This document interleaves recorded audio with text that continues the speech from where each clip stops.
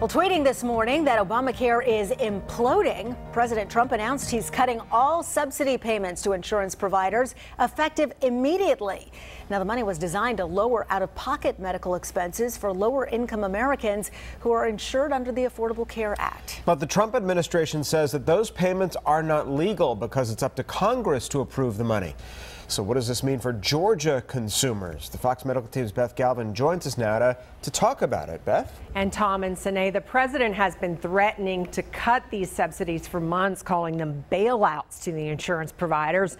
Most of these companies have already factored the cuts into their premiums for next year, but many Georgia consumers may feel them.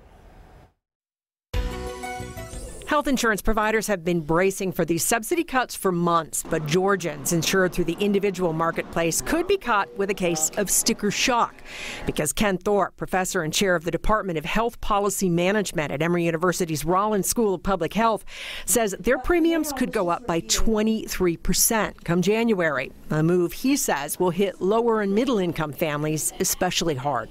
I think you're going to see two things happen. One is that you're going to see an increase in the number of people who don't have health insurance as a result of these provisions. But secondly, what's concerning is the type of people that are likely to drop coverage are probably going to be those that are slightly healthier, perhaps younger. And that, Thorpe says, could drive up costs for people with chronic health conditions who need insurance the most. The subsidies were used to reimburse insurance companies for providing discounts to lower income Americans to help cover part of their insurance deductible costs and co-pays. For very low income families, family for earning about $25,000, it eliminates about $3,100 a year in deductibles. It reduces your cost sharing by about $5,500. On top of that, you're likely to pay premiums that are 23% higher. So the financial impact, particularly among low-income families and moderate-income families, is going to be very substantial. And now the pressure is on Congress to do something to stabilize the insurance market for both providers and consumers who are struggling to hang on to their coverage. Okay, so what should you do if you're a Georgia consumer on the individual marketplace? Thorpe suggests that you go to healthcare.gov and review your options for next year.